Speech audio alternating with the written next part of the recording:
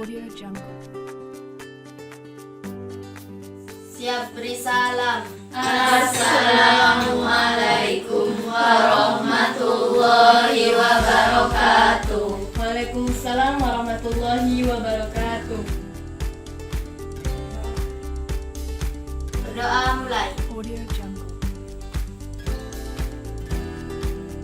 Berdoa selesai. Alhamdulillah. Oke anak-anak, sebelum pembelajaran kita dimulai, seperti biasanya marilah kita membuka ayat suci Al-Quran untuk membaca ayat-ayat Allah. Silakan dibaca. Audio Jungle.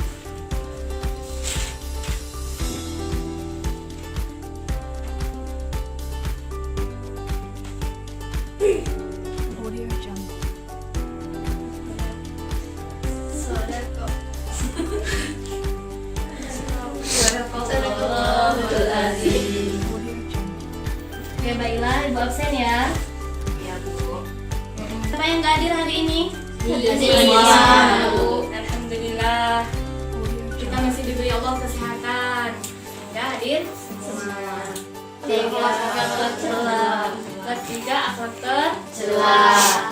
Kalau ada akhlak tercela pasti ada akhlak Puji. Nah, jadi materi kita yang keempat adalah membiasakan akhlak Puji. Nah, dalam Jungle. membiasakan akhlak terpuji ini ada 5 subbab. Pertama tentang akhlak berpakaian, yang kedua akhlak berhias, yang ketiga akhlak perjalanan, yang keempat akhlak bertamu, dan yang kelima akhlak menerima tamu. Semalam udah pada belajar semua belum? Sudah. Yakin udah pada belajar semua? Yakin. Udah pada jawab yakin kan belajar semua? Jadi ibu kasih Audio Jungle. soal, ibu kasih bagi 2 kelompok ya. Ya Bu. Karena udah pada belajar semua, ibu kasih kelompok, perwakilan kelompok maju.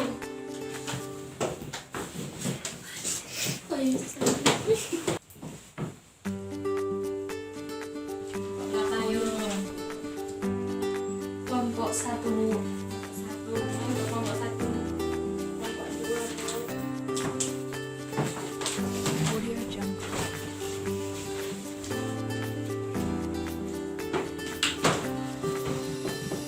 Nah, ibu udah bagikan kertas. Di situ ada 3 gambar. Kalian amati. Di situ juga ada pertanyaannya. Nah, jadi untuk masing-masing kelompok, ibu kasih waktu 15 menit untuk berdiskusi. Audio Jungle. Hasil diskusinya boleh ditulis tangan. Ya, 15 menit waktu dari sekarang. Ya Bu. Audio Jungle.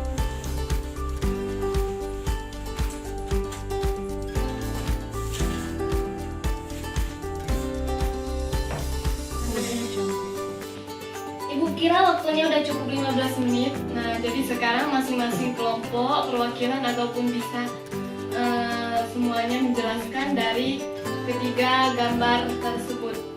Saya jelaskan kelompok 1 terlebih dahulu. Saya perwakilan dari kelompok 1 akan menjelaskan pengertian dari ketiga gambar tersebut, yaitu 1. Berikan penjelasan tentang akhlak berpakaian dari gambar tersebut. Pada gambar 1 terdapat perbedaan antara pasangan yang memakai pakaian sesuai syariat ajaran agama Islam dan pakaian pasangan seorang tanpa syariat ajaran agama Islam. Sedangkan pakaian itu sendiri merupakan busana pokok yang digunakan untuk menutupi bagian-bagian tubuh yang berfungsi untuk satu penutup aurat, kedua sebagai perhiasan, sedangkan yang ketiga adalah untuk melindungi dari bencana, yang keempat adalah sebagai petunjuk identitas. Pada gambar tersebut juga seorang wanita tidak menunjukkan batas aurat perempuan yang harus ditutup menurut ajaran Islam, sedangkan batas aurat perempuan adalah ditutup seluruh bagian badan kecuali telapak tangan dan wajah. Yang kedua, jelaskan hikmah dari gambar tersebut. Pada gambar kedua adalah gambar seorang wanita yang berlebih-lebihan dalam berhias, salah satunya berhias make up. Jika boleh saja ber-make up, tetapi jangan berlebih-lebihan. Sanggul atau cepol-cepol itu jangan terlalu tinggi, sebaiknya direndahkan karena itu tidak diperbolehkan. Berhias dapat menunjukkan kepribadian kita tanpa meninggalkan syariat Islam. Berhias memberikan pengaruh positif dan berbagai aspek kehidupan karena berhias diniat untuk beribadah. Namun sebaliknya, apabila berhias hanya untuk menarik perhatian orang lain, untuk tergoda dan memuji-muji kita agar kita senang sendiri, maka itu menjadi alat yang maksiat dan haram hukumnya. Lupa akan Allah dan hanya ingin dijadikan alat kepuas diri kita, maka ini bukan itu adalah haram. Yang ketiga, bagaimana tanggapan Anda tentang gambar tersebut? Pada gambar ketiga adalah gambar etika bertamu. Bertamu adalah berkunjung ke rumah orang lain dalam rangka mempererat silaturahmi, baik dengan tetangga, sanak, keluarga maupun teman. Sejawat merupakan perintah agama Islam agar senantiasa membina kasih sayang. Perbedaan atau etika cara seorang pada gambar 3.1, orang yang bertamu tanpa mengetuk pintu. Yang kedua, orang yang bertamu dengan cara etika yang benar dengan mengetuk pintu. Gambar yang benar adalah gambar yang bertamu dengan cara mengetuk pintu, itu adalah sebagai isyarat dan salam. Ketiga, datang etika yang benar cara bertamu adalah mengetuk pintu semaksimal sebanyak 3 kali. Jangan mengintip ke dalam rumah. Sekian pengertian dari gambar 3 tersebut. Oke, terima kasih untuk kelompok 1. Kita beri aplaus untuk kelompok 1. Oke, selanjutnya untuk kelompok 2, silakan mempresentasikan hasil kerjanya. Saya perwakilan dari kelompok 2 akan menjelaskan tentang hasil diskusi kami, yaitu 1. Berikan kesimpulan dari gambar nomor 1. Pada gambar tersebut adalah adab atau cara kita menerima tamu harus sesuai dengan ajaran Islam, berpakaian dan pantas, menerima tamu dengan sikap yang baik, mengajak berbincang-bincang, segera menjamu tamu dengan makanan, bila pulang mengantar sampai di depan rumah, tetap memperhatikan waktu sholat. 2. Jelaskan dampak positif dari gambar tersebut. Pertama, bertamu secara baik dapat menunjukkan sikap toleran terhadap orang lain dan menjauhkan sikap paksaan, tekanan, intimidasi, dan lain-lain. Islam tidak mengenalkan tindakan kekerasan. Kedua, karena itu dengan bertamu ataupun bertandang, seorang akan memudahkan persamaan atau kesesuaian sehingga akan berjalin persahabatan dan kerjasama dalam menjalani kehidupan. Ketiga, jelaskan hikmah dari safar atau perjalanan. Hikmah dari perjalanan atau safar adalah 1. Safar dapat menghibur diri dari kesedihan. 2. Safar menjadi sarana bagi seseorang untuk memperoleh tambahan pengalaman. 3. Safar dapat menghantarkan seseorang untuk memperoleh pengalaman dan ilmu pengetahuan. Sekian presentasi dari kami. Oke, terima kasih untuk kelompok 2. Kita beri aplaus.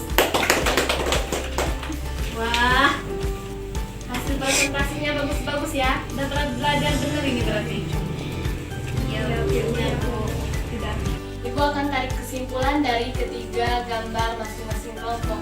Nah, untuk kelompok 1, pada gambar pertama itu kita tarik kesimpulan bahwa pakaian itu merupakan suatu busana pokok untuk menutupi bagian tubuh. Tadi juga sudah dijelaskan bahwa fungsi pakaian itu 1 untuk menutup aurat, yang kedua sebagai perhiasan, yang ketiga sebagai petunjuk identitas. Kenapa dikatakan sebagai petunjuk identitas? Karena seorang muslim wajib memakai jilbab. Jadi jilbab itu suatu petunjuk identitas bahwa seorang itu adalah orang muslim. Ketiga, melindungi diri dari bahaya.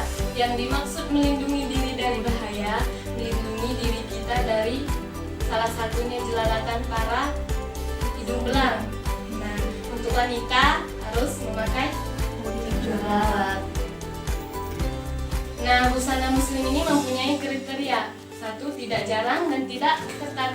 Apabila kita sudah memakai pakaian sesuai ajaran Islam, itu tidak boleh jarang dan ketat. Yang kedua, tidak menyerupai laki-laki. Kenapa dikatakan tidak menyerupai laki-laki? Contohnya seperti ini. Seorang lelaki tidak diperbolehkan memakai pakaian seperti wanita, begitupun sebaliknya. Yang ketiga, tidak menyerupai busana khusus muslim. Yang keempat, pantas dan sederhana. Nah, untuk yang kelompok gambar yang kedua, pada gambar yang kedua itu berhias tetapi melanggar syariat Islam. Kita walaupun berhias harus sesuai syariat Islam, tidak melanggar syariat Islam. Di situ sudah ditetapkan oleh Allah. Pertama, kita berhias, kita berpakaian niat yang lurus. Kedua, contohnya menggunakan bahan-bahan yang dilarang agama. Jadi kita itu tidak boleh menggunakan bahan-bahan yang dilarang agama. Contohnya kalau laki-laki tidak diperbolehkan memakai emas dan sutra. Nah, haram hukumnya seorang lelaki memakai emas dan sutra. Tidak boleh menggunakan hiasan yang menggunakan simbol muslim, tidak berlebih-lebihan. Nah, pada gambar yang kedua itu seorang wanita memakai pakaian yang berlebih-lebihan, memakai make up yang berlebih-lebihan, memakai lipstick yang berlebih-lebihan. Itu tidak diperbolehkan. Yang kelima, tidak boleh berhias seperti orang jahiliyah.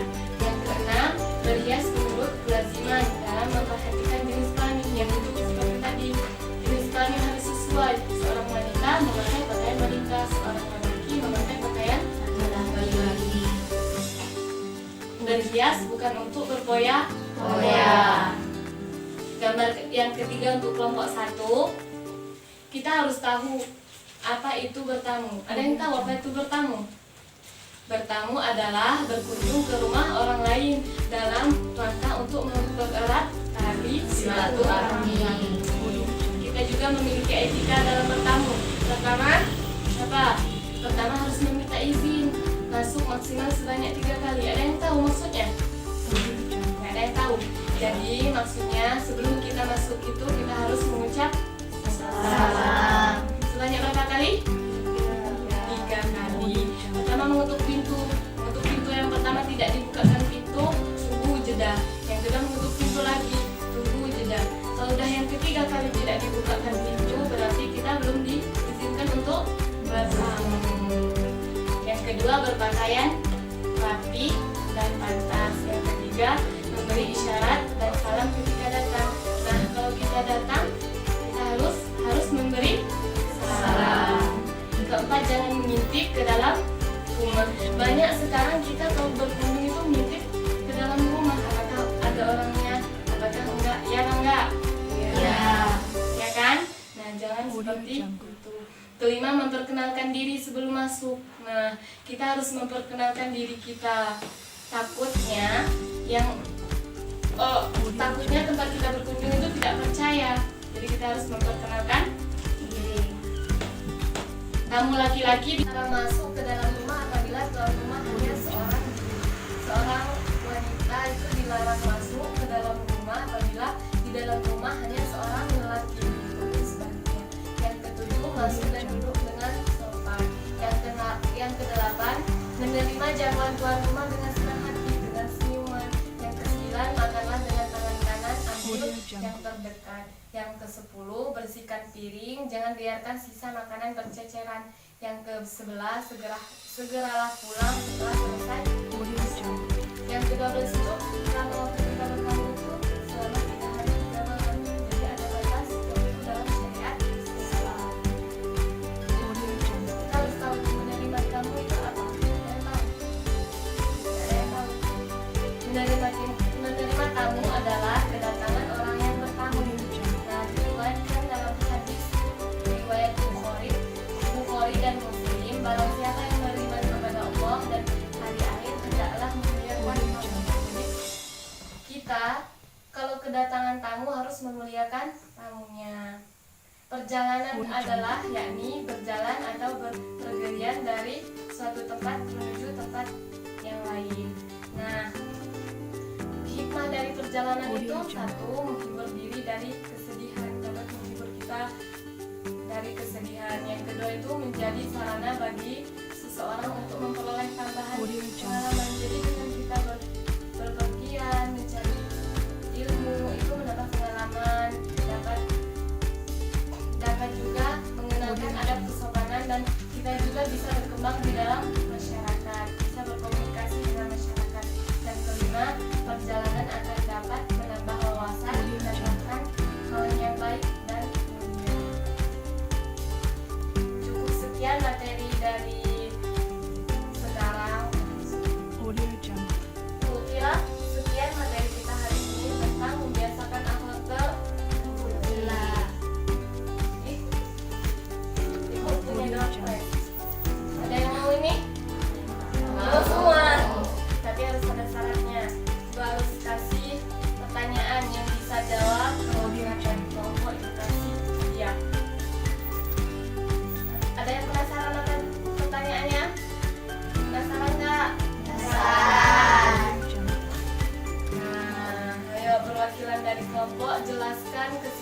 kesimpulan dari materi kita hari ini?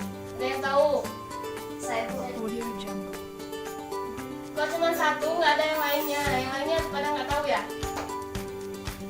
Tunjuk semuanya nggak apa-apa. Kita belajar. Audio Jungle. Berarti cuma kelompok satu ya yang bisa menjawab. Kelompok satu jelaskan. Saya perwakilan dari kelompok 1 akan menyampaikan kesimpulan dari materi membiasakan akhlak terpuji. 1. Berpakaian hendaknya sesuai dengan aturan syariat dan adat kebiasaan setempat. Niatkanlah untuk menutup aurat, mensyukuri nikmat Allah dan menghargai orang lain serta menjaga harga diri atau niat-niat yang baik lainnya agar menilai ibadah. 2. Menjaga penampilan diri dengan baik, menghiasi diri sesuai aturan syariat, terutama hiasi diri dengan akhlak karimah. Demikianlah kecantikan diri dari dalam diri, bukan pada atribut yang menempel pada badan. Ketiga, melakukan perjalanan yang bermanfaat bagi pengembangan diri, pengalaman dan wawasan, dilakukan dengan tata krama yang baik. 4. Rajin bersilaturahim. Ketika bertamu, jaga hak orang yang didatangi, menggunakan tata krama bertamu dengan sempurna. Dan yang kelima, senang menerima tamu, nampakkan rasa senang tersebut dengan menjamu tamu, menghormati dan memuliakan semaksimal mungkin. Sekian perwakilan dari kelompok 1. Lihat terus untuk teman kita semua. Terima kasih untuk saudara Reni berhubung ini yang menang dan yang bisa menjawab kelompok 1. Jadi hadiahnya untuk kelompok 1 ya. Ini Reni ambil. Audio Jungle. Terima kasih Bu.